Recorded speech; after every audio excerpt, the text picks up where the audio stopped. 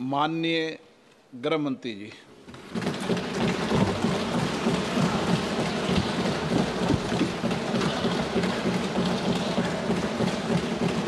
सम्माननीय अध्यक्ष जी, मैं आज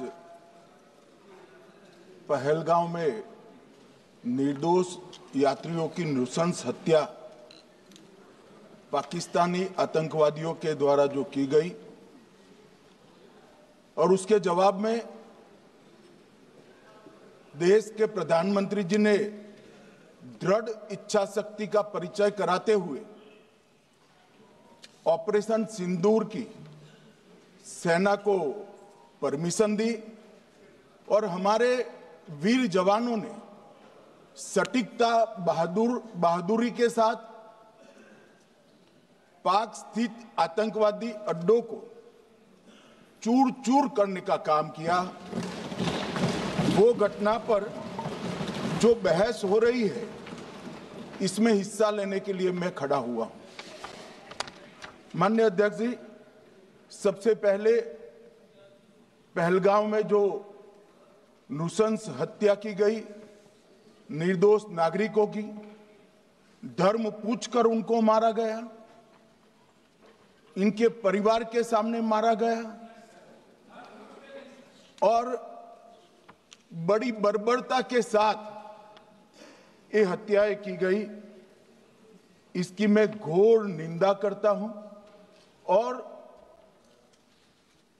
जो मारे गए हैं इनके परिजनों के साथ अत्यंत हृदय की गहराइयों से मैं संवेदना भी व्यक्त करना चाहता हूं। ऑपरेशन सिंदूर के जवाब में पाकिस्तान के हमारे नागरिक ठिकानों पर गोलीबारी की, इसमें भी कुछ नागरिक हताहत हुए। गुरुद्वारा भी टूटा, मंदिर भी टूटा। जो भी नागरिक उसमें घायल हुए हैं और जो हताहत हुए हैं, वो सभी के प्रति मैं पूरे सदन की ओर से गहरी संवेदना व्यक्त करना चाहता हूं। माननीय अध्यक्ष जी, कल से यहां पर पक्ष और विपक्ष दोनों की चर्चा चल रही है और स्वाभाविक है, जब इस तरह की नृशंस घटना घटे देश में, तब इस पर मुक्त चर्चा भी होनी चाहिए, चिंतन भी होना चाहिए। आगे न हो इसकी व्यवस्था की भी चिंता होनी चाहिए। माननीय अध्यक्ष जी, मैं विषय पर आने से पहले आपके माध्यम से सदन को और सदन के माध्यम से पूरे देश को ऑपरेशन महादेव जो कल एक हुआ है, इसकी जानकारी देना चाहता हूं। माननीय अध्यक्ष जी, कल ऑपरेशन महादेव में सुलेमान उर्फे फैजल जट, अफगान और जिब्रान, 3 आतंकवादी सेना, सीआरपीएफ और जम्मू कश्मीर पुलिस के संयुक्त अभियान में ऑपरेशन महादेव में मारे गए। और माननीय अध्यक्ष जी, ये जो सुलेमान है, ए श्रेणी का लश्कर तोयबा का कमांडर था। पहलगाम हमले में और गगनगिर आतंकी हमले में वो लिप्त था। इसके ढेर सारे सबूत हमारी एजेंसियों के पास है। अफगान ए श्रेणी का लश्कर तैयबा का आतंकवादी था और जिब्रान भी ए ग्रेड आतंकवादी था। और माननीय अध्यक्ष जी, मैं सदन को और सदन के माध्यम से पूरे देश को बताना चाहता हूं, जिन्होंने बैसरन घाटी में हमारे प्रवासियों को, नागरिकों को मारा था, ये तीनों आतंकवादी ये थे और तीनों मारे गए।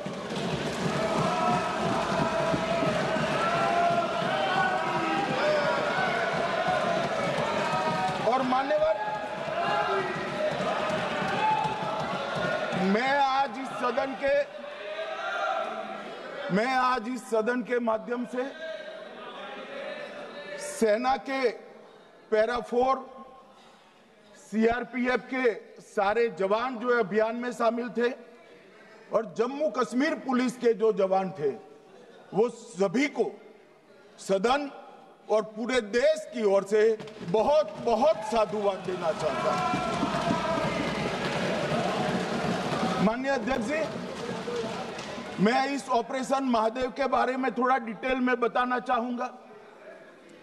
ऑपरेशन महादेव की शुरुआत 22 मई 2025 को, एक प्रकार से तो जिस दिन हत्या हुई थी उसी दिन रात को 22 मई 2025 को हुई। जिस दिन हत्या हुई थी उसी दिन रात को एक सुरक्षा मीटिंग की गई थी जम्मू कश्मीर में। ये पूछ रहे थे, कोई गए नहीं, सिर्फ राहुल गांधी गए। अब आपकी आंख कौन से चश्मे से देख रही है मुझे मालूम नहीं माननीय अध्यक्ष जी। 1 बजे हमला हुआ, मैं 5:30 बजे श्रीनगर में उतर चुका था। माननीय अध्यक्ष जी, अरे सुनो सुनो, मैं बताता हूँ ना 22 में, सुनो ना प्लीज, धैर्य रखकर सुनो, हमने आपको नहीं टोका है, सुनना पड़ेगा भाई, ऐसे नहीं चलेगा। माननीय अध्यक्ष जी, नहीं, पर बैठे बैठे मत बोलिए आप भी। माननीय अध्यक्ष जी, 23 अप्रैल को टिप्पणी मत करिए। एक सुरक्षा मीटिंग की गई। सभी सुरक्षा बल, सेना, CRPF, BSF, Jammu Kashmir police, और सबसे पहले उसमें निर्णय किया गया कि जो नृशंस हत्यारे हैं वो देश छोड़कर पाकिस्तान भाग न पाए, इसकी हमने पुख्ता व्यवस्था की और भागने नहीं। 22 मई को आईबी के पास एक ह्यूमन इंटेल आई और एक क्षेत्र के अंदर, दाची गांव क्षेत्र के अंदर आतंकवादियों की उपस्थिति की सूचना मिली। आईबी और सेना द्वारा दाचीकाम क्षेत्र में अल्ट्रा सिग्नल कैप्चर करने के लिए जो इंस्ट्रूमेंट हमारी एजेंसियों ने बनाए हैं, इसके द्वारा इस सूचना को पुख्ता करने के लिए मई से 22 जुलाई तक लगातार प्रयास किए गए। ठंड में ऊंचाइयों पर हमारे सेना के अधिकारी पैदल इनके सिग्नल प्राप्त करने के लिए घूमते रहे, आईबी के अफसर भी घूमते रहे, सीआरपीएफ भी घूमती रही, और मान्यवर 22 जुलाई को हमें सफलता मिली। सेंसर्स के माध्यम से आतंकवादी होने की पुष्टि मिल गई।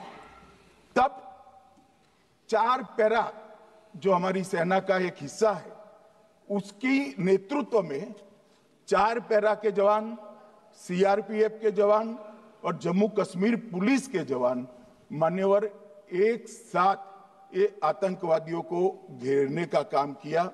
सेना, सीआरपीएफ, जम्मू कश्मीर पुलिस की मीटिंग भी की गई। जो 5 ह्यूमन एसेट से उनको भी वहां भेजा गया, और कुल मिलाकर कल जो ऑपरेशन हुआ, इसमें हमारे निर्दोष नागरिकों को मारने वाले तीनों आतंकी मौत के घाट उतार दिए। मान्यवर, तीनों के नाम मैंने बताए हैं, सुलेमान उर्फे फैजल जट, अफगान और जिब्रान। मान्यवर, वो तो एक आशंका थी कि यही लोगों ने घटना की है, मगर मैं बाद में एनआईए की जांच पर आता हूं, एनआईए ने पहले से ही इनको, जिन्होंने आसरा लिया था, वो लोगों को गिरफ्तार कर रखा था। उनको खाना पहुंचाने वाले लोगों को अपने कब्जे में रखा था। तो जब आतंकवादियों के शव श्रीनगर आए, इनसे पहचान कराई गई। 4 लोगों ने पहचान लिया, यही 3 लोग थे जिन्होंने पहलगांव में आतंकी घटना को, मगर हमने इस पर भी भरोसा नहीं किया मान्यवर, कोई जल्दबाजी नहीं की। हमने जो आतंकी घटना स्थान से कारतूस मिले थे, वो कारतूस का एफएसएल रिपोर्ट पहले से करा कर रखा था और चंडीगढ़ सेंट्रल एफएसएल के अंदर बैलिस्टिक रिपोर्ट के आधार पर उनका रिपोर्ट तैयार था। जब ये कल आतंकवादी मारे गए, इनकी 3 राइफलें पकड़ी गई। एक M9 अमेरिकन राइफल थी और 2 AK-47 राइफल थी। जो कारतूस मिले थे वो भी M9 और AK-47 के भी थे, मगर हमने इससे भी संतोष नहीं माना। ये राइफलों को एक विशिष्ट विमान के द्वारा कल रात को 12 बजे चंडीगढ़ पहुंचा गया और पूरी रात फायरिंग कर इसके भी खाली खोखे जनरेट किए गए। 2 खोखों का मिलान किया गया, राइफल की नाली और निकले हुए खोखों का भी मिलान हो गया।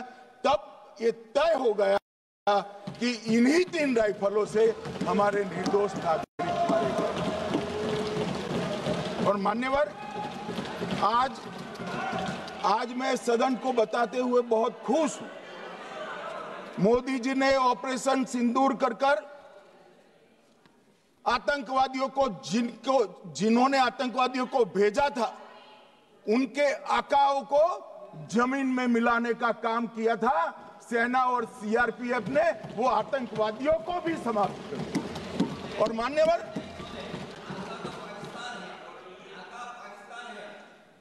कौन पाकिस्तान से आपकी बात होती है क्या? अरे बैठ जाओ भाई।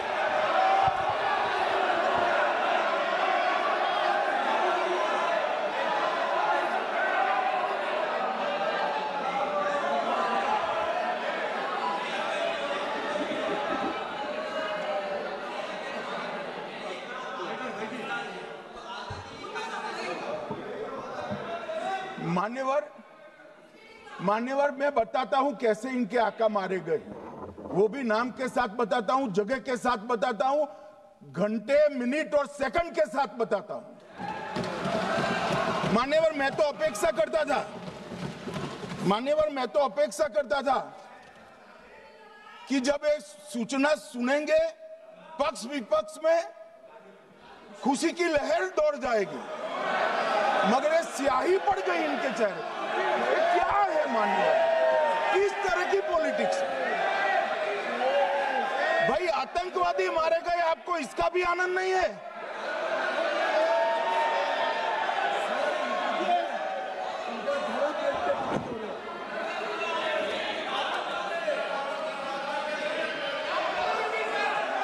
अखिलेश जी बैठ जाइए, मेरा पूरा जवाब सुनिए, आपका सब जवाब आ जाएगा। भाई, आप आतंकवादियों का धर्म देखकर दुखी मत होइए।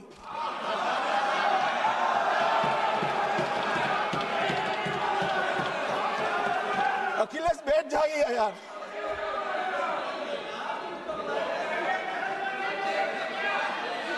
अखिलेश जी बैठ जाइए। मान्यवर, किसी को संशय रखने की जरूरत नहीं है। बैलिस्टिक रिपोर्ट मेरे पास है, मेरे हाथ में है और 6 वैज्ञानिकों ने इसको क्रॉस चेक किया है। सुबह 4:46 पर फोन पर मुझे 6 ने वीडियो फोन पर कहा है कि 100% वही गोलियां हैं जो वहां चलाई। मान्यवर, ये हमारे देश की सेना, सीआरपीएफ और जम्मू कश्मीर पुलिस, ये तीनों का एक साझा बहुत बड़ा कामयाबी है, जिस पर 140 करोड़ को नाज होना चाहिए, देश की जनता को नाज। मान्यवर, मैं तो गया था वहां पर जब ये घटना हुई। दूसरे दिन इनके परिजनों को मिला था। 6 दिन की शादी वाली बच्ची विधवा होकर मेरे सामने खड़ी थी। आज तक मैं वो दृश्य नहीं भूल सकता। मगर आज सारे परिजनों को मैं कहना चाहता हूं कि मोदी जी ने ऑपरेशन सिंदूर से भेजने वालों को भी मारा और हमारे सुरक्षा बलों ने जिनको भेजा था उनको भी मारा और एक ऐसा सबक सिखाया है कि आने वाले कई दिनों तक कोई ऐसी हिम्मत नहीं कर पाएगा। मान्यवर, मैं थोड़ा एनआईए की जांच के बारे में भी बताना चाहूंगा। मान्यवर, जिस दिन लश्कर-ए-तोयबा ने और इसके आउटफिट टीआरएफ ने इसकी जिम्मेदारी ली, उसी दिन हमने तय कर लिया था कि ये जांच एनआईए को सौंप दी जाएगी, क्योंकि एनआईए आतंकवाद के केसों की जांच के लिए, वैज्ञानिक तरीके से जांच करने के लिए और सजा कराने के लिए महारत हासिल की हुई विश्व मान्य एजेंसी है, जिसका सजा कराने का दर 96% से ज्यादा है। मान्यवर, हमने तुरंत ही इसकी जांच एनआईए को दे दी। हमने पूरी व्यवस्था की, सेना, बीएसएफ, सीआरपीएफ और जम्मू कश्मीर पुलिस ने कि लोग देश छोड़कर भाग न जाए। और मान्यवर, इसकी जांच की शुरुआत हुई। एक थकाने वाली बहुत लंबी जांच हुई है। जांच के दौरान मृतक के परिजन जो साथ में थे, उनको सभी को चर्चा किए गया। पर्यटकों, खच्चर वालों, पोनी वालों, फोटोग्राफर, कर्मचारियों, विभिन्न दुकान में काम करने वाले लोगों, कुल मिलाकर 1055 लोगों की लंबी 3000 घंटे से ज्यादा पूछताछ इंफॉर्मेशन के लिए की गई और इस सबको वीडियो पर रिकॉर्ड कर दिया गया। और बाद में इसके आधार पर स्केच बनाया गया और ढूंढते 22/6/25 को एक बशीर की पहचान की गई और परवेज की पहचान की गई, जिन्होंने आतंकवादी घटना के अगले दिन आतंकवादियों को शरण दी थी। उनको अपने ढोक में रखा था। वो दोनों को गिरफ्तार कर लिया गया। अब वो हमारी कस्टडी में है। दोनों गिरफ्तार अपराधियों ने खुलासा किया कि 21/4/25 की रात को 8 बजे 3 आतंकवादी बेसरन से लगभग 2 किलोमीटर दूर स्थित परवेज ढोक में आए थे। आतंकवादियों के पास AK-47 और M9 कार्बाइन थी। जो 2 आतंकवादियों ने काली पोशाक पहनी थी और एक ने छद्म वेश किया था। खाना खाया, चाय पी और ढोक से निकलते वक्त कुछ खाना, नमक, मिर्च और मसाले लेकर वो चले गए। मान्यवर, उस वक्त हमने जिन खोखों को रिकवर किया था, इसको हमने चंडीगढ़ FSL में टेस्टिंग के लिए भेज दिया। और जब चंडीगढ़ FSL में टेस्टिंग के लिए भेजा गया तो वही राइफल से एप्को आतंकी हमला हुआ था, वो भी निश्चित हुआ।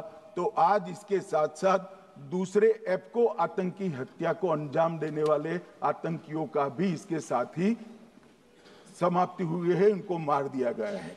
मान्यवर, और इसके बाद में स्केच बनाया गया।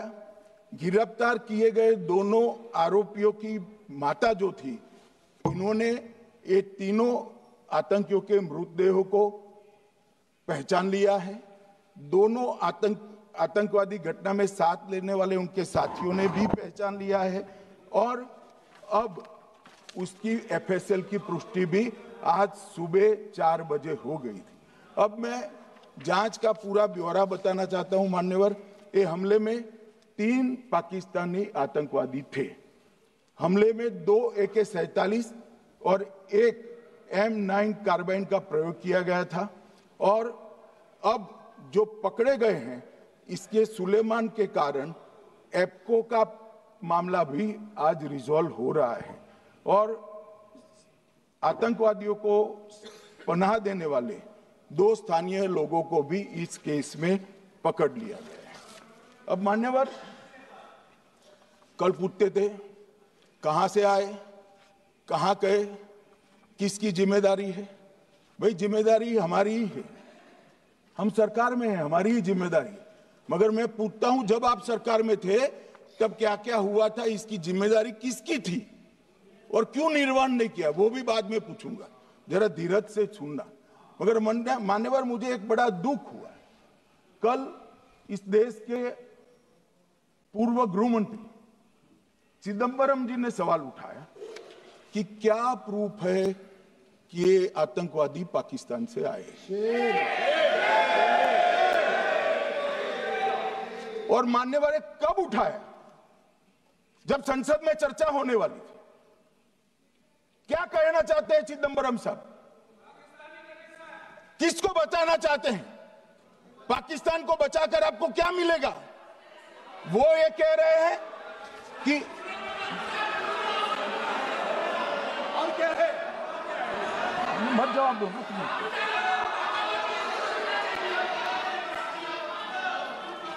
मान्यवर हमारे पास, मैं आज चिदंबरम साहब को कहना चाहता हूं, मैं आज चिदंबरम साहब को आपके माध्यम से कहना चाहता हूं, हमारे पास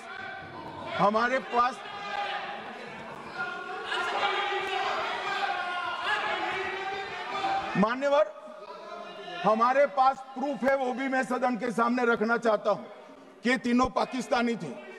3 में से 2 के पाकिस्तान के वोटर नंबर भी आज हमारे पास उपलब्ध है। मान्यवर ये राइफलें हैं, ये राइफलें भी हमारे पास उपलब्ध है।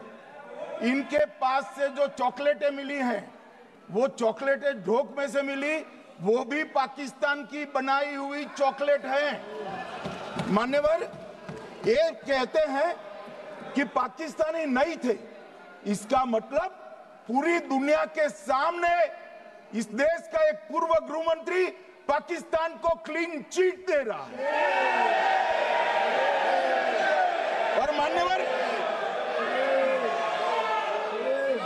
मान्यवर वो पाकिस्तानी आतंकवादी नहीं थे, ऐसा बोलकर श्री चिदंबरम अगर पाकिस्तानी आतंकवादी नहीं थे तो पाकिस्तान पर हमला क्यों किया, वो भी सवाल खड़ा कर रहे हैं।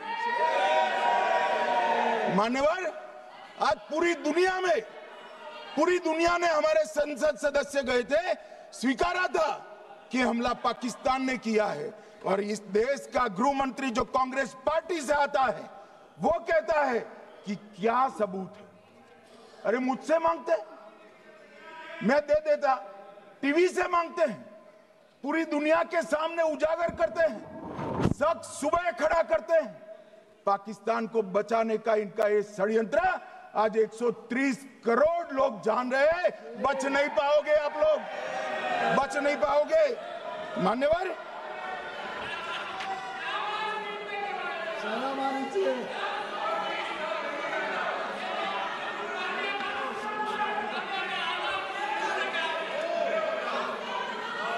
मान्यवर अब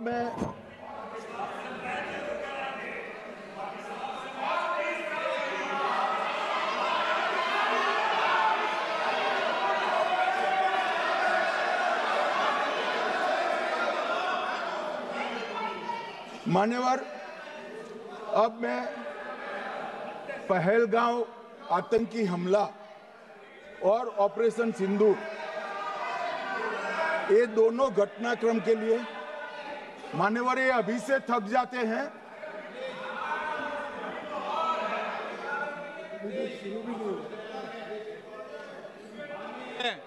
प्लीज बैठिए।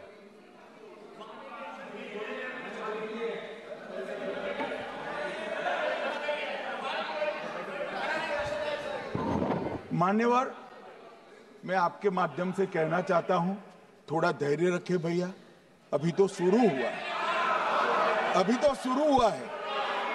मान्यवर मैं पहलगांव आतंकी हमला और ऑपरेशन सिंदूर के बारे में पूरा घटनाक्रम बताना चाहता हूं। कल ढेर सारे सवाल उठाए। वैसे तो मुझे लगता था कि कल रक्षा मंत्री जी के भाषण के बाद शायद कांग्रेस पार्टी सपोर्ट में भाषण देना शुरू करेगी और अगर थोड़ी बहुत जनता की इच्छा की परख होती तो वो ही करते, मगर नहीं करा। क्योंकि रक्षा मंत्री जी ने बहुत बारीकी से ऑपरेशन सिंदूर की सफलता, इसकी जरूरियात, इसकी प्रासंगिकता और इसके परिणाम, इसके बारे में बहुत अच्छे तरीके से सदन के माध्यम से पूरी देश की जनता के सामने रखा जाए। मगर फिर भी उन्होंने बहुत सारे सवाल किए। अब सवाल किए हैं तो मुझे जवाब देना भी पड़ेगा, उनको सुनना भी पड़ेगा। मान्यवर, मैं पूरा घटनाक्रम बताना चाहता हूं। मान्यवर, 22 अप्रैल को पहलगांव में आतंकवादी हमला हुआ। इसमें 26 लोग मारे गए, 25 भारतीय और 1 नेपाली नागरिक। हमने उसी वक्त मैं श्रीनगर जाने के लिए निकल गया। रात को ही सुरक्षा बलों की मीटिंग कर ये भाग न पाए इसकी व्यवस्था की। माननीय मोदी जी ने 23 और 30 अप्रैल को सीसीएस की मीटिंग चेयर की। ये कह रहे हैं, मैं आज बताना चाहता हूं कि सीसीएस की 23 अप्रैल की मीटिंग में क्या हुआ। सबसे पहला कांग्रेस पार्टी का ब्लंडर था सिंधु जल संधि, इसको स्थगित करने का काम नरेंद्र मोदी जी ने किया। हमने अटारी के माध्यम से एकीकृत जांच चौकी जो चलती थी उसको बंद कर दिया। पाकिस्तानी नागरिकों के सार्क वीजा को सस्पेंड कर सभी को वापस पाकिस्तान भेजने का काम किया। पाकिस्तान स्थित उच्चायोग ने रक्षा, सैन्य, नौसेना के सलाहकारों को अवांछनीय व्यक्ति घोषित किया। संख्या को 55 से घटाकर 30 किया और सीसीएस ने ये संकल्प लिया कि जहां पर भी ये आतंकवादी छुपे हैं उनको और उनकी ट्रेनिंग करने वाले अड्डों को सेना, पुलिस, सीआरपीएफ, बीएसएफ उचित जवाब देगी। मान्यवर, जिस तारीख को ये हुआ उसी दिन ये निर्णय हो चुका। मान्यवर, इसके बाद में कल गोगाई जी कहते थे मोदी जी 24 को पहलगाम जाने की जगह बिहार गए। सुनो यार। मान्यवर, मोदी जी जब ये पहलगाम घटना हुई यहां नहीं थे, विदेश में थे। आने के बाद तुरंत सीसीएस बैठक की और मोदी जी जिस दिन बिहार गए उस दिन पहलगाम में कुछ नहीं, कोई नहीं था, सिर्फ राहुल गांधी थे। सारे लोग चले गए थे, सारे लोग वहां से अपने अपने ठिकाने पर चले गए थे। मगर इन्होंने एक बात कही, उस पर मेरी आपत्ति है। मान्यवर, उन्होंने कहा 24 अप्रैल को चुनावी भाषण किया। मान्यवर, देश का नेतृत्व करने वाले देश के प्रधानमंत्री की फर्ज होती है कि देश की संप्रभुता पर, देश के नागरिकों पर अगर ऐसा जघन्य हमला होता है तो जनता की भावनाओं के अनुरूप जवाब देना चाहिए। मान्यवर, मैं आज आपकी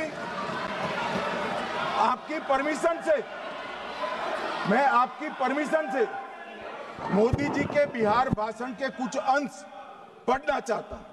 कोट अनकोट है। 22 अप्रैल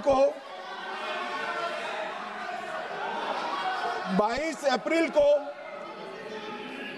पहलगाम का यह हमला केवल निहत्थे पर्यटकों पर नहीं बल्कि पूरे भारत की आत्मा पर एक दुस्साहसपूर्ण प्रहार है। आतंकवाद के प्रति दृढ़ और कड़ा रुख, आतंकियों और इसके हमले की साजिश रखने वालों की कल्पना से भी बढ़कर उनको सजा दी जाए। मान्यवर, महत्वपूर्ण है आतंकियों और इसकी साजिश रचने वाले दोनों को आतंकियों की बची खुची जमीन भी मिट्टी में मिलाने का समय आ गया है। 140 करोड़ भारतीय इस बात के लिए एकजुट है कि आतंकी आकाओं की कमर तोड़ दी जाएगी। भारत हर एक आतंकवादी और उनके समर्थकों की पहचान करेगा, उनका पता लगाएगा और उन्हें दंडित करेगा। आतंकवाद कभी भी भारत की आत्मा नहीं तोड़ पाएगा। न्याय सुनिश्चित करने का मैं हर संभव प्रयास करूंगा। अनकोट। अब इसमें किसी को चुनावी भाषण दिखाई पड़ता है तो उसकी समझ शक्ति पर बहुत सारे सवालिया निशान लग जाते हैं। ये चुनावी भाषण नहीं है। आतंकवाद के खिलाफ लड़ने का 140 करोड़ भारतीयों का प्रतिघोष है जो मोदी जी ने वहां दिया। इनको चुनावी भाषण दिखाई पड़ता है। जैसे चश्मे होते हैं ऐसी ही दृष्टि होती है। मान्यवर, इसके बाद 30 अप्रैल को मान्यवर 30 अप्रैल को सीसीएस की बैठक हुई, पहले 23 को हुई थी। उसमें सशस्त्र बलों को पूर्ण ऑपरेशन की फ्रीडम दे दी गई। प्रधानमंत्री मोदी जी ने सीसीएस की उपस्थिति में रक्षा मंत्री, एनएसए और सेनाओं के प्रमुख के साथ बैठकर पूर्ण ऑपरेशनल फ्रीडम देने का काम किया और इसके बाद ये ऑपरेशन सिंदूर हुआ। मान्यवर, ऑपरेशन सिंदूर 7 मई को रात को 1:04 से 4 मिनट से 1:24 तक चला। उसमें पाकिस्तान के 9 आतंकी ठिकानों को ध्वस्त कर दिया और पूरी दुनिया ने इसके दृश्य देखे। साहब, इससे बड़ा संयमित हमला नहीं हो सकता। आजकल दुनिया में युद्ध चल रहे हैं, हम देख रहे हैं, बच्चे मर रहे हैं, महिलाएं मर रही, निर्दोष मर रहे।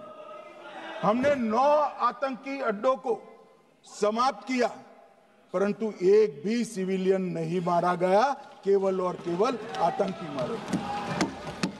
स्थान थे मरकज सुभान अल्लाह बहावलपुर, मरकज तैयबा मुरीद के, महमूना जाया कैंप सियालकोट, अरे नाम सुनो काम में आएंगे, सरजाल camp Sialkot, Sawai Nala camp Muzaffarabad, Syedna Bilal camp Muzaffarabad, Gulpur camp Kotli, Barnala camp बिंगबर्ज और अब्बास कैंप कोटली। मान्यवर, सर्जिकल स्ट्राइक और एयर स्ट्राइक में हमने पाक ऑक्यूपाई कश्मीर में ही हमला किया, एक प्रकार से भारत के हिस्से पर ही हमला किया।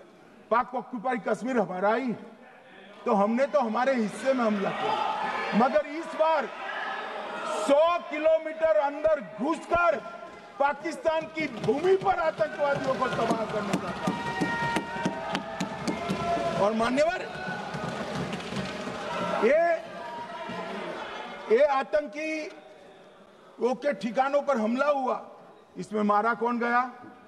हाफिज मोहम्मद जमील जैसे मोहम्मद के प्रमुख मौलाना मसूद अजहर के बहनोई, मुदस्सर खादियान मरकज तैयबा मुरीद का प्रमुख, याकूब मलिक जेएम पदाधिकारी, मोहम्मद हमसा जमील जेएम ऑपरेटिव, मोहम्मद यूसुफ अजहर गंभीर रूप से घायल था, फिर मारा गया।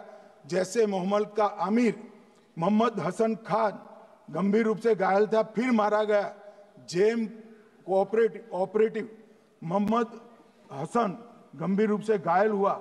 अब्दुल मलिक, खालिद अबू अक्स और नोएम मलिक, इनका कोई पता ठिकाना नहीं। और मान्यवर, ये पूछते थे मुझे कल कि पहलगांव के दोषी कहां गए, वो पहलगांव के दोषी कहां गए? ये जो मैंने, अरे सुनो ना यार, ये जो 10 मैंने नाम पढ़े हैं, इसमें से 8 ये चिदंबरम एंड कंपनी के समय में आतंकवादी घटना घटाने वाले लोगों को नरेंद्र मोदी जी ने मारा। ये हमें पूछते हैं कहां गए? अरे भाई, आपके समय में जो छुप गए थे उनको चुन चुन कर हमारी सेना ने समाप्त कर दिया है। और ये 10 नहीं, कल राजनाथ जी घबराते घबराते बोले हैं, अब ऑथेंटिक शब्द का है, मैं बढ़ा नहीं सकता, मगर कम से कम 100 लोगों को हमारी सेना ने समाप्त, 100 से अधिक लोगों को हमारी सेना ने समाप्त करने का काम। मान्यवर, और इस पर भी गर्व नहीं कर सकते आप? इस पर भी गर्व नहीं कर सकते?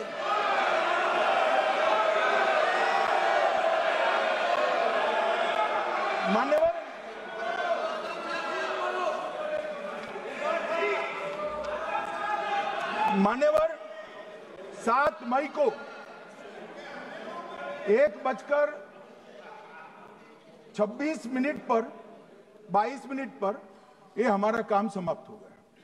हमारे डीजीएमओ ने उनके डीजीएमओ को बता दिया कि भाई हमने आतंकवादी हमलों पर स्थानों पर सिर्फ हमला किया है, इनके हेडक्वार्टर पर हमला किया है, जो हमारा आत्मरक्षा का अधिकार है। पूरी दुनिया इसको एक्नॉलेज करती है।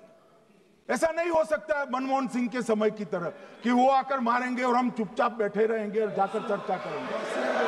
ये नरेंद्र मोदी सरकार, ऐसा नहीं हो सकता। डोजियर भेजते रहेंगे। मान्यवर, उरी में हमला हुआ, हमने सर्जिकल स्ट्राइक किया।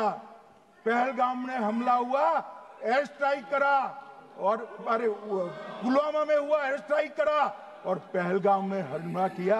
100 किलोमीटर अंदर जाकर 9 अड्डों और 100 से ज्यादा आतंकवादी को समाप्त। मान्यवर,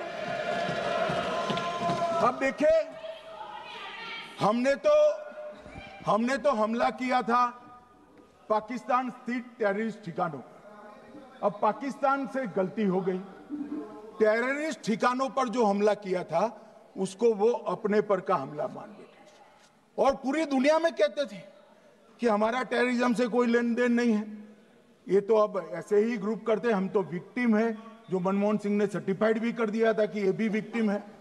मान्यवर, मगर दूसरे दिन इनकी श्रद्धांजलि का कार्यक्रम हुआ और पाकिस्तान को मालूम नहीं पड़ा कि ये पूरी दुनिया देखेगी। सेना के आला अफसर उनके नमाजे जनाजा में उपस्थित हुए, उनके जनाजे को कंधा दिया और ये सारे आतंकवादियों के जनाजे के जुलूस के अंदर पाकिस्तानी सेना, इनके अफसर, आईएसआई के अफसर, वहां की पुलिस के अफसर अश्रुभीनी आंख के साथ जुड़े थे। और मान्यवर, ये सिंदूर ने पाकिस्तान को पूरी दुनिया में एक्सपोज कर दिया कि पाकिस्तान के अंदर टेररिज्म स्टेट स्पॉन्सर्ड टेररिज्म है। ये पूरी तरह से, मान्यवर, पूरी तरह से एक्सपोज हो गया। 8 मई को पाकिस्तान ने हमारे रिहायशी इलाकों में हमला किया, हमारे सेना के अड्डों पर हमला किया, मगर एक भी मिसाइल से उनका कुछ नुकसान नहीं कर पाई। बहुत नजदीक से की हुई गोलाबारी के कारण हमारे एक गुरुद्वारा टूटा, एक मंदिर टूटा, कुछ हमारे नागरिक हताहत हुए। और दूसरे दिन 9 मई को मोदी जी ने सेना को हुक्म दिया, एक मीटिंग करी, राजनाथ जी, मोदी जी, एनएसए, सेना के सारे अध्यक्ष, और जवाब देने का तय किया और उनके 11 एयरबेस को क्षतिग्रस्त करने का काम किया। मान्यवर, 8 एयरबेस इतने सटीक तरीके से तोड़े गए, पाकिस्तान की पूरी एयर डिफेंस सिस्टम धरी की धरी रहेगी, कुछ नहीं कर पाई। नूर खान चकलाला एयरबेस तोड़ दिया गया, मुरीद तोड़ दिया गया, सुगुर्दा तोड़ दिया गया, रफीकी तोड़ दिया गया, रहीम यार खान तोड़ दिया गया, जकोबाबाद तोड़ दिया गया, सुक्कुर और भोलारी भी तोड़ दिए।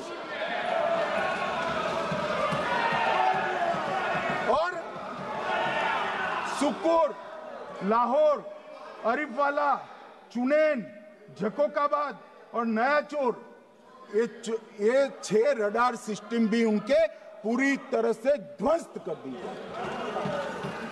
2 surface to air guided weapon Lahore और ओकारा में इनका जखीरा भी समाप्त कर दिया गया। और मान्यवर, ये हर चीज में पॉलिटिक्स करते हैं, हर चीज में। जब उन्होंने हमारे रिहायशी इलाकों पर हमला किया, फिर भी हमने इनके रिहायशी इलाकों पर हमला नहीं किया, सिर्फ इनके एयरबेस और एयर डिफेंस सिस्टम को निशाना बनाया और उनकी आक्रमण करने की क्षमता को पंगु कर रख दिया। हमारी पूरी सेना, पूरी वायुसेना, पूरी नौसेना अक्षुण्ण थी और उनकी हमला करने की क्षमता को हमने छिन्न विछिन्न कर दिया। पाकिस्तान के पास शरण में आने के अलावा और कोई चारा ही नहीं था। इसलिए मान्यवर, इसलिए 10 मई को डीजीएमओ ने, पाकिस्तान के डीजीएमओ ने भारत के डीजीएमओ को फोन किया और 5 बजे हमने इस संघर्ष को विराम किया। अब मान्यवर,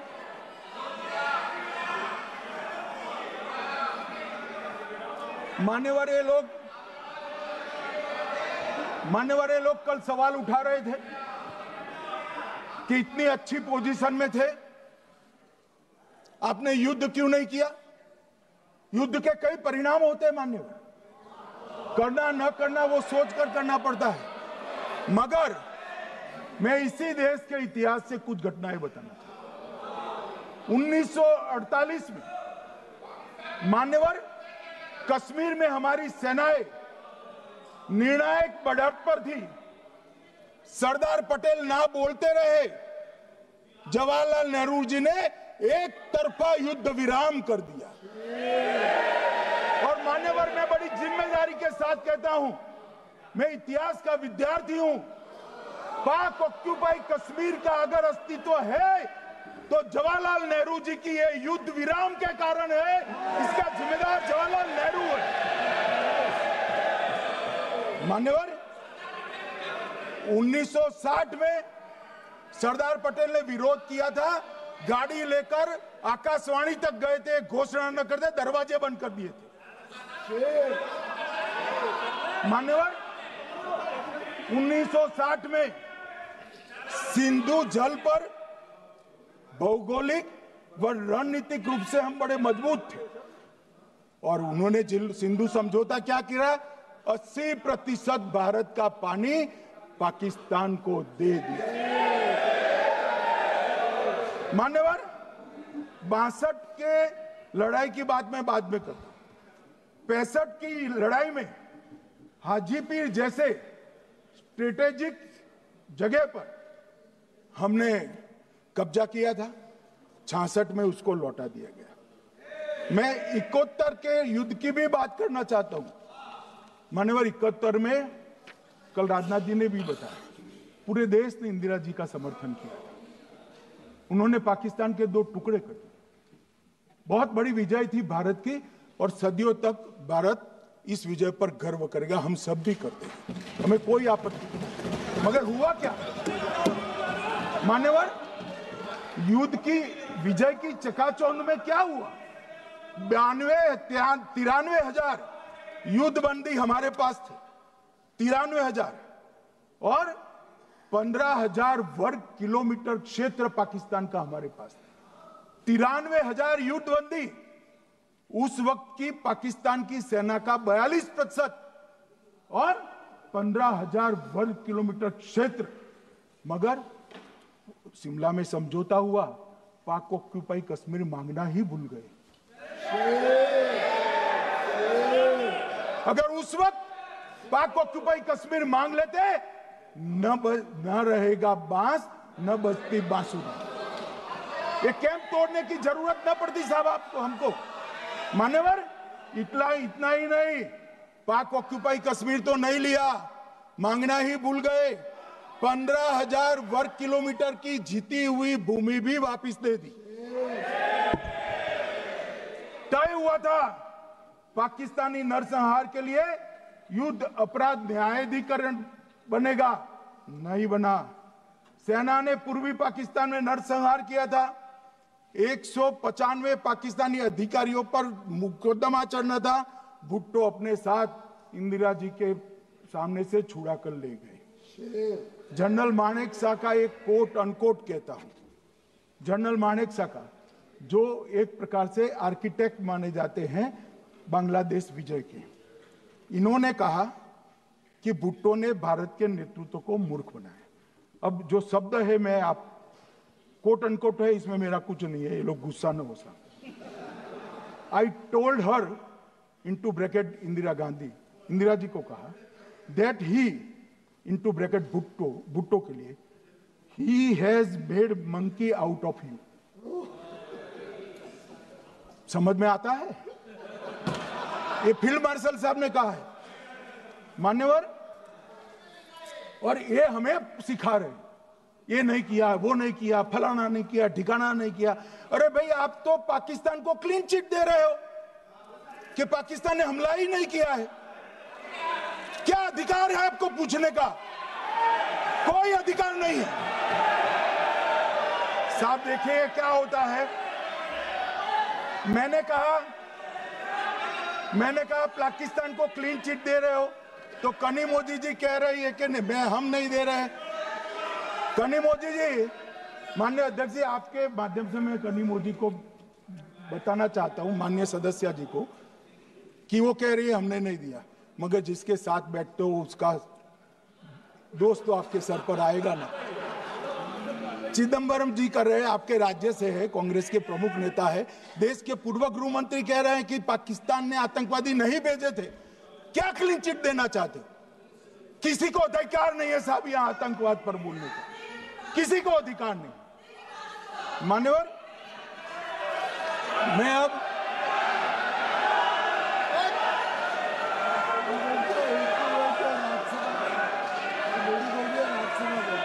मान्यवर, मैं उनको बताना चाहता हूं, अभी आधा भी नहीं हुआ है, जरा सुनो।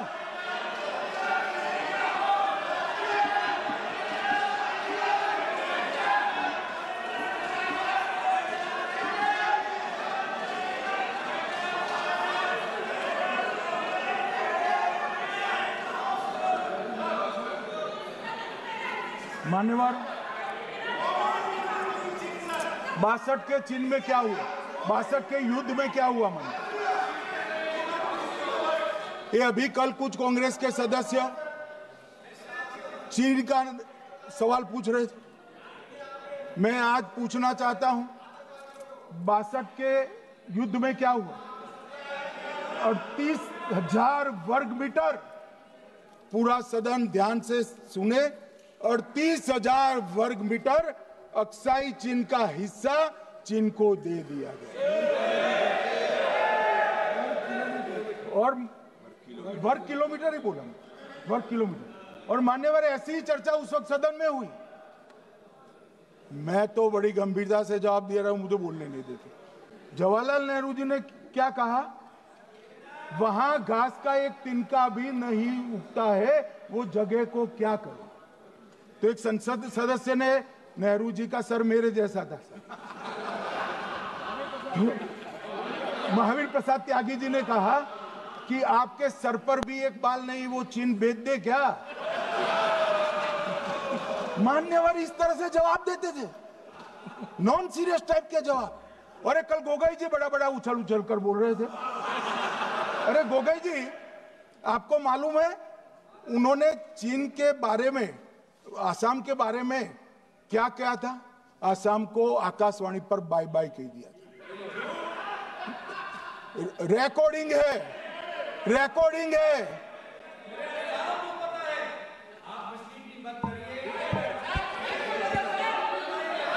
मान्यवर, मैं भी सहमत हूं, मैं भी सहमत हूं, पूरे आसाम को पता है।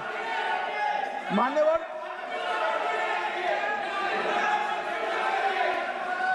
मान्यवर,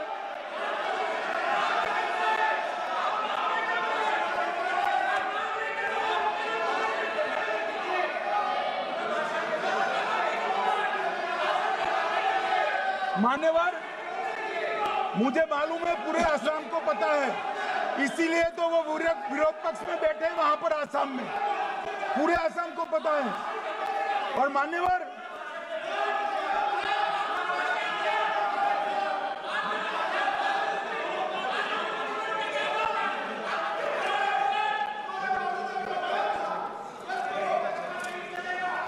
मान्यवर, मान्यवर, जोर से बोलने से सत्य को छिपाया नहीं जा सकता।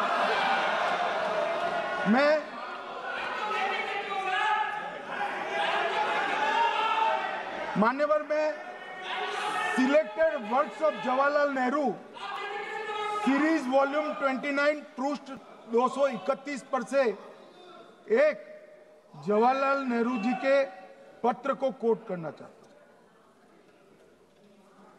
अनौपचारिक रूप से संयुक्त राज्य अमेरिका ने यह सुझाव दिया कि चीन को संयुक्त राष्ट्र में तो ले लिया जाए, मगर सुरक्षा परिषद को नहीं। सुरक्षा परिषद में भारत को लेना चाहिए। यह अमेरिका का प्रस्ताव था।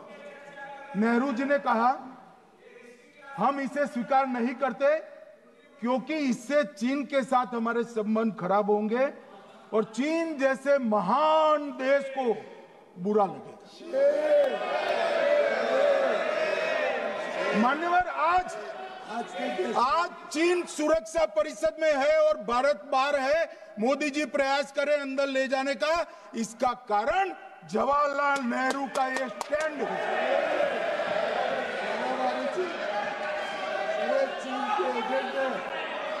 और मान्यवर, ये तो पीढ़ी दर पीढ़ी चलता आ रहा है। राजीव गांधी फाउंडेशन ने चीन के साथ एमओयू कर दिया। अब कहते नहीं है कि एमओयू में क्या था, ये तो बताओ भाई, क्या एमओयू किया था राजीव गांधी फाउंडेशन ने? और जब डोकलाम में हमारे सेना के जवान चीन की सेना के सामने आंख में आंख डालकर बैठे थे, वो चीन के राजदूत के साथ राहुल गांधी मीटिंग कर। ये मान्यवर ऐसा नहीं है। जवाहरलाल नेहरू, सोनिया गांधी, राहुल गांधी, तीन पीढ़ी तक के चीन का प्रेम उतरता जा रहा है। मान्यवर,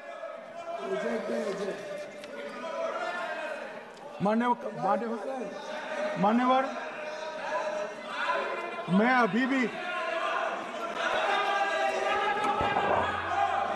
अभी भी एक बात इस महान सदन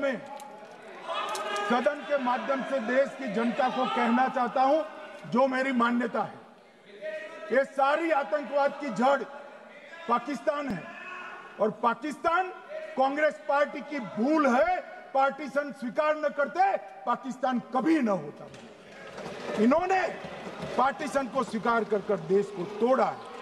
मान्यवर, कल विदेश मंत्री जी बता रहे थे शर्म अल शेख सम्मेलन का बलूचिस्तान ब्लंडर, जिसने पाकिस्तान को हमारे साथ चर्चा करने के लिए इक्वल फुटिंग पर ला दिया। मान्यवर, अब ये टेररिज्म की बात करते हैं।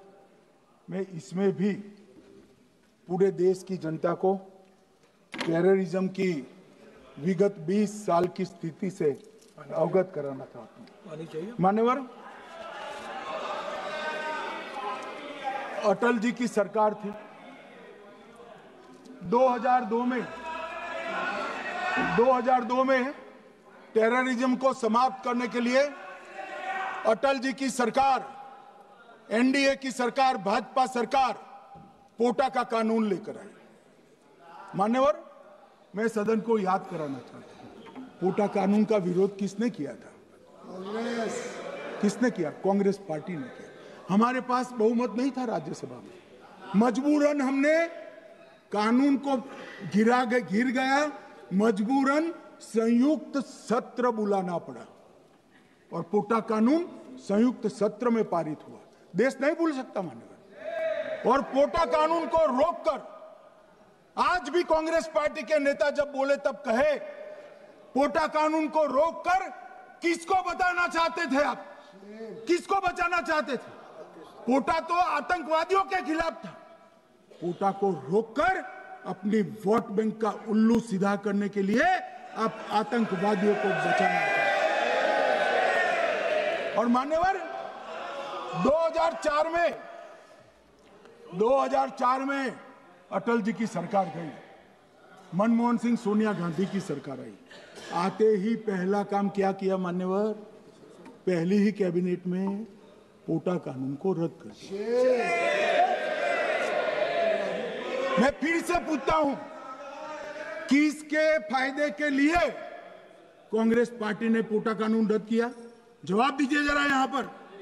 और मान्यवर, इसके बाद क्या हुआ? 2004 के दिसंबर में पोटा कानून रद्द हुआ। 2005 में अयोध्या में रामलल्ला के टेंट पर हमला हुआ, आतंकवादी मारे गए। मुंबई लोकल ट्रेन 2006, 5 में रामलल्ला पर हमला, 6 में मुंबई ट्रेन में बम धमाके 187 लोग मारे गए। 2006 डोडा उधमपुर में हिंदुओं पर हमला, 34 लोग मारे गए। 2007 हैदराबाद 44 लोग मारे गए। 2007 यूपी लखनऊ वाराणसी 13 लोग मारे गए। रामपुर सीआरपीएफ कैंप, वहां पर हमला हुआ 2008 में। 2008 में श्रीनगर के आर्मी के काफिले पर हमला हुआ, 10 सुरक्षा बल मारे गए। मुंबई आतंकी हमला 2008 में हुआ, 246 लोग मारे गए। जयपुर में 8 बम धमाके हुए, 64 लोग मारे गए। 2008 में अहमदाबाद में 21 बम धमाके हुए, 57 लोग मारे गए। दिल्ली में 2008 में 5 धमाके हुए, 22 लोग मारे गए। और पुणे की जर्मन बेकरी 17 लोग मारे गए। वाराणसी में 10 में धमाका हुआ, 11 में मुंबई में 3 धमाके हुए, 27 लोग मारे गए। अब मैं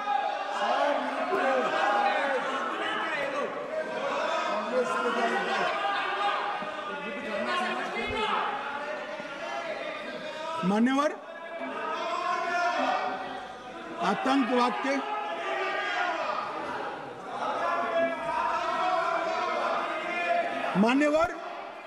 आतंकवाद के खिलाफ लड़ाई होती, कभी वो हमला करते हैं, मगर सवाल ये है कि इन्होंने 5 से 11 के बीच में 27 जघन्य हमले किए, 1000 के करीब करीब लोग मारे गए।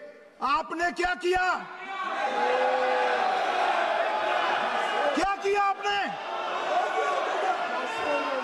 जवाब दीजिए, क्या किया? और मैं राहुल गांधी जी को चैलेंज देना चाहता हूं, इन्होंने इस आतंकवादी हमलों के खिलाफ उनकी सरकार ने जो कदम उठाए, यहां खड़े रहकर हिम्मत से बताए देश की जनता को।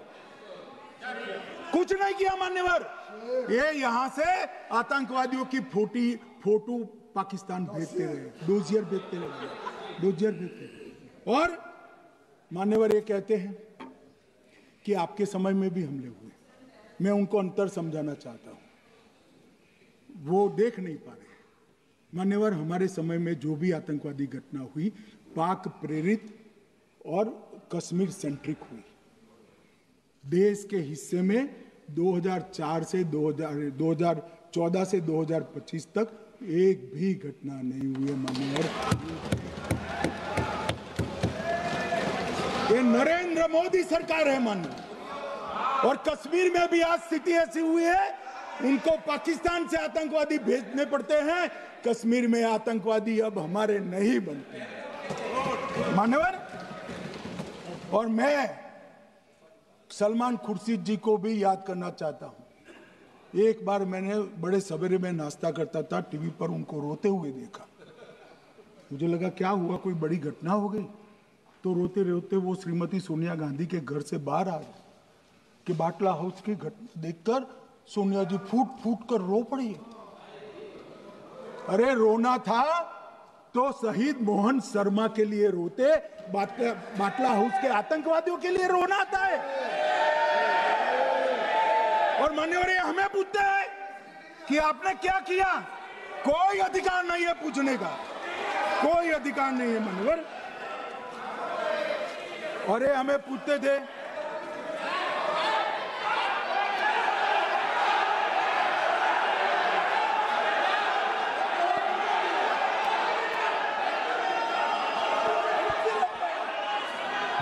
मान्यवर, अभी 25% बाकी।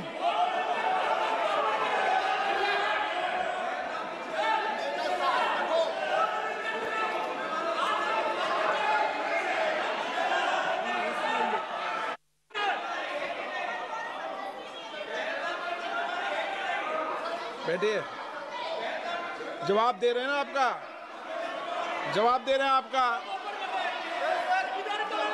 पहलगांव के बाद जो घटनाक्रम घटित, उसका जवाब दे दिया ना माननीय गृह मंत्री जी ने। आपने पूछा आतंकवादियों क्या हुआ, आतंकवादियों का जवाब दे दिया। क्या पूछना चाहते हैं आप? आपने हर सवाल पूछा, हर सवाल जवाब सुनिए। माननीय गृह मंत्री जी।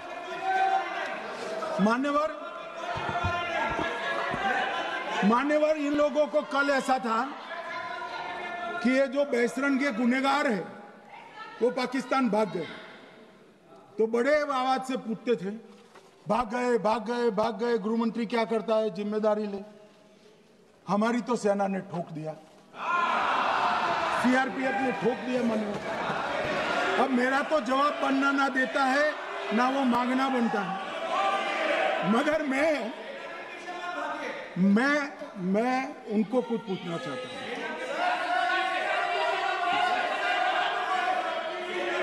मान्यवर,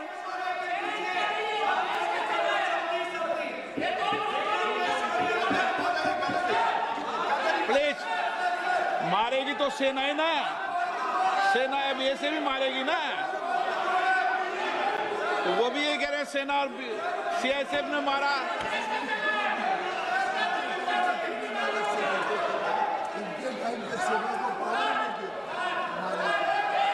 मान्यवर, ये कहते हैं साहब इसको बिठाओ जरा।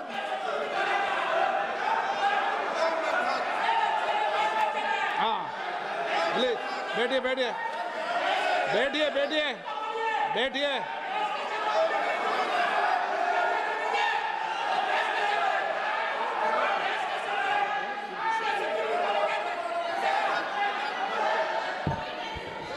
सबको मान्यवर, ये लोग मुद्दा उठाना चाहते हैं तो जरूर उठाए।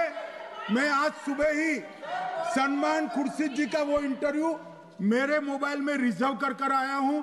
आप जब भी कहोगे ये पूरे टीवी पर बताने के लिए मैं तैयार हूं। सेव कर आया हूं। इनकी इच्छा है तो कल एक समय तय करिए, यहां बता दीजिए चारों टीवी में, और देश की जनता भी देख ले।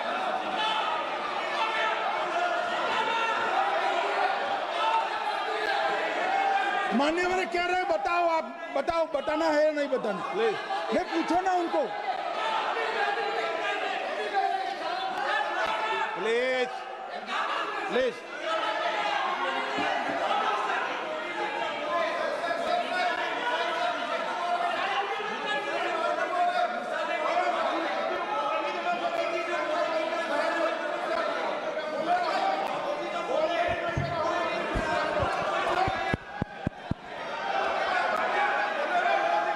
बिट्टू बैठ जा। मान्यवर, ये पूछ रहे थे कि क्यों भाग गए। अब मेरा समय काफी जाया गया, मैं जरा संक्षिप्त में कहता हूं, घटनाओं पर नहीं जाऊं। दाऊद इब्राहिम कासकर 1986 में भागा, श्री राजीव गांधी की सरकार। सैयद सलाउद्दीन 93 में भागा, कांग्रेस की सरकार। टाइगर मेमन 93 में भागा, कांग्रेस की सरकार। अनीस इब्राहिम कासकर 93 में भागा, इनकी सरकार।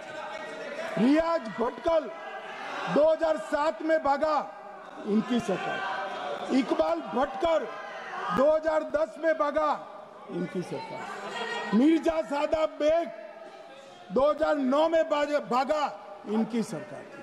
अब मान्यवर, मेरा तो जवाब मांग लिया, हमारे सुरक्षा बलों ने मेरा जवाब भी दे दिया, अब राहुल गांधी इसका जवाब दे।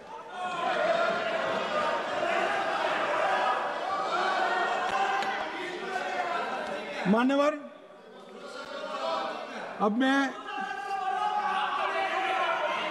कश्मीर के विषय में मैं बात करना चाहता हूं। कल कहते थे कि गृह मंत्री ने भाषण किया था कि 370 की कलम जाएगी तो आतंकवाद कम हो जाएगा। क्या हो? मान्यवर, मेरा हिसाब देना बनता है। हम भारतीय जनता पार्टी के कार्यकर्ता हैं, ये नरेंद्र मोदी जी की सरकार है, हम जवाबदेह होते हैं जनता के प्रति, संसद के प्रति और देश के हितों के प्रति। मैं आज देश की जनता के सामने 2004 से 14 और 2015 से 25 10-10 साल का लेखा जोखा रखना चाहता हूं। 2004 से 14 में अखंड सोनिया मनमोहन की सरकार थी 10 साल की, और 15 से 25 अखंड रूप से नरेंद्र मोदी जी की सरकार। कश्मीर में टेरर इंसिडेंट 7,217 हुए थे 2004 से 14 में। 70% की कमी के साथ 2150 हो गए 1525। नागरिकों की मृत्यु 2004 से 14 में 1770 हुई, 2015 से 25 में कम होकर 357 हो गई, 80%। सिक्योरिटी फोर्सेस की मृत्यु 1060 हो गई उस वक्त, और हमारे समय में 542 हुई, और टेररिस्टों की मृत्यु में 123% की वृद्धि हुई। ये हमें पूछ रहे हैं क्या हुआ? आंकड़े से भाग नहीं सकते भाई, आंकड़े से भाग नहीं सकते। और अब मैं कहता हूं कि धारा 370 ने कश्मीर में आतंकवादी इकोसिस्टम को नष्ट कर दिया है, जिस धारा 370 को आपने इतने साल तक बचा कर। हमने जीरो टेरर प्लान बनाया है, एरिया डोमिनेशन प्लान बनाया है, मल्टी लेवल डिप्लॉयमेंट किया है, सुरक्षा जेलें बनाई हैं, 98% ट्रायल अब वीडियो पर हो रहे हैं। हमने संचार साधन बसाए हैं और 702 फोन विक्रेता जेल में डाले, 2667 सिम कार्ड बने। हमने एक जमाना था साहब 10-10 हजार लोगों के जनाजे निकलते थे। पूरे देश ने घटनाएं देखी होगी, बुरहान वानी मर गए, फला मर गए, ढिका मर गए, 10-10 हजार। अब जो मारा जाता है उसको वही दफना दिया जाता है। किसी भी आतंकवादी को उसका महिमा मंडन करने के लिए जनाजे की इजाजत नरेंद्र मोदी के शासन में नहीं। मान्यवर, आतंकवादियों के सगे वाले और समर्थक चुन चुन कर हमने नौकरियों से निकाले, पासपोर्ट रद्द कर दिए हैं, गवर्नमेंट कॉन्ट्रैक्ट रद्द कर दिए हैं। 75 से ज्यादा आतंकी समर्थकों को कोर्ट से ऑर्डर लेकर सरकार से बर्खास्त कर दिया गया है।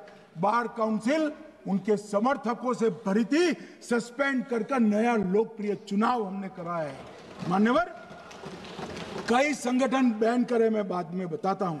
विशेष यूएपीए अदालतें बनाई हैं।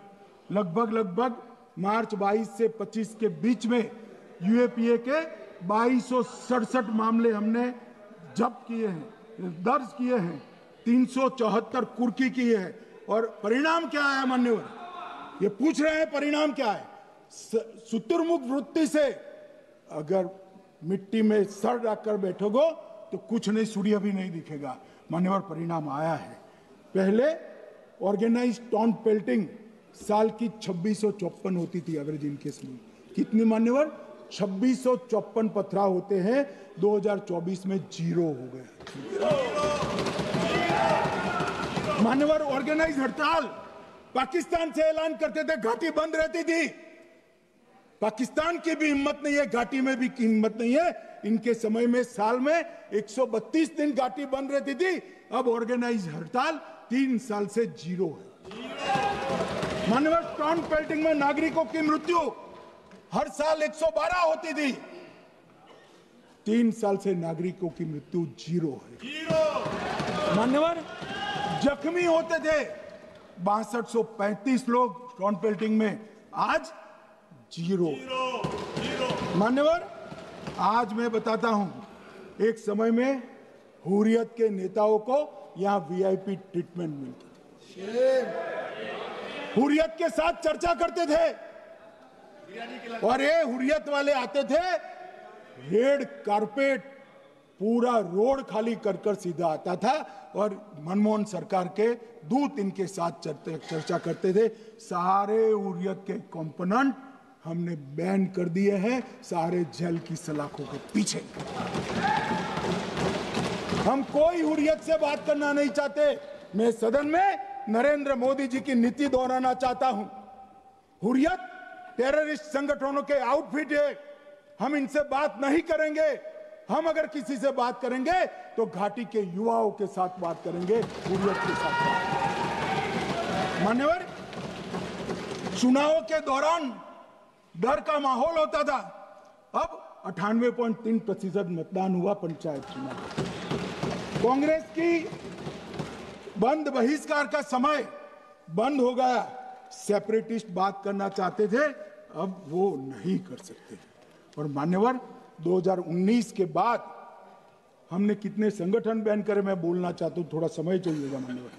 The TRF, people's anti fascist front, Tehreek ul Mujahideen, Jamaat ul Mujahideen Bangladesh Hindustan, Jammu Kashmir Ghaznavi force, Khalistan tiger force, Hizb ut Tahrir, जमाते इस्लामी, जो जमाते इस्लामी ने पूरे पाकिस्तान के अंदर एक प्रकार से अलगाववाद का जहर घोला, वो जमाते इस्लामी आज बंद कर दिया गया। Jammu Kashmir liberation front, Jammu Kashmir democratic freedom party, Muslim league Jammu Kashmir, Tehreek Hurriyat, Muslim conference सुमजी गुट, Jammu Kashmir national front, Jammu Kashmir peoples freedom league, Jammu Kashmir peoples league, Jammu Kashmir Ittehadul Musalman Awami action committee, Sikh for justice और पॉपुलर फ्रंट ऑफ इंडिया को भी हमने बैन किया।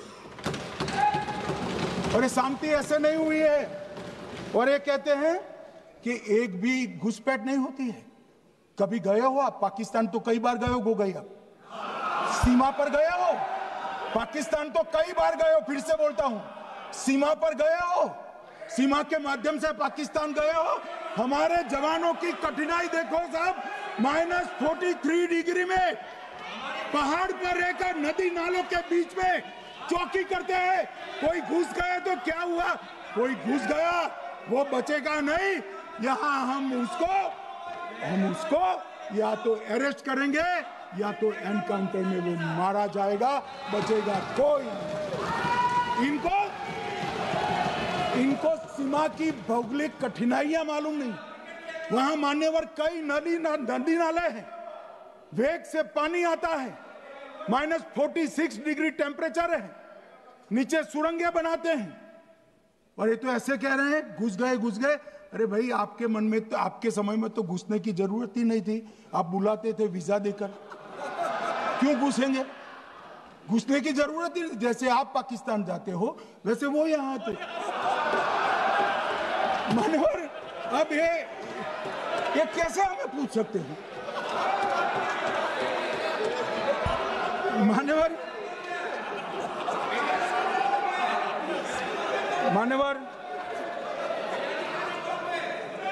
मैं समझ रहा हूं, मान्यवर मैं समझ रहा हूं, पोटा का विरोध करने वाले को नरेंद्र मोदी की आतंकवादी विरोधी नीति नहीं पसंद आई। मैं समझ रहा हूं, पोटा रद्द करने वाले को नरेंद्र मोदी जी की एंटी टेरर नीति पसंद नहीं आई। मैं समझ रहा हूं, टेररिस्टों का बचाव कर वोट बैंक बनाने वालों को एक कोई नीति पसंद नहीं आएगी। मानवर, इसका विरोधी होना है। परंतु मैं आज एक बात यहाँ सदन के सामने आपके माध्यम से सदन को और दुनिया को बताना चाहता हूँ। मानवर, ये नरेंद्र मोदी सरकार है, टेररिज्म के खिलाफ हमारी जीरो टॉलरेंस की नीति है, ऑफर है, और हम विजयी हो। और मान्यवर, मैं फिर से अंत में ऑपरेशन महादेव में जुड़े हुए सेना, CRPF और जम्मू कश्मीर पुलिस के सभी जवानों को 2 हाथ जोड़कर प्रणाम कर बहुत बहुत साधुवाद।